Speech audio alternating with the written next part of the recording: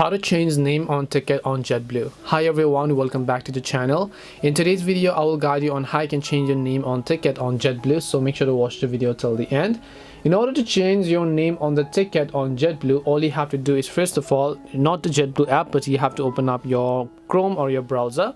Then just go to jetblue.com, then just tap on manage trips. Now in case you don't find manage trips, after you go to jetblue.com, tap on the three lines icon, then just tap on the manage trips option that you see over here.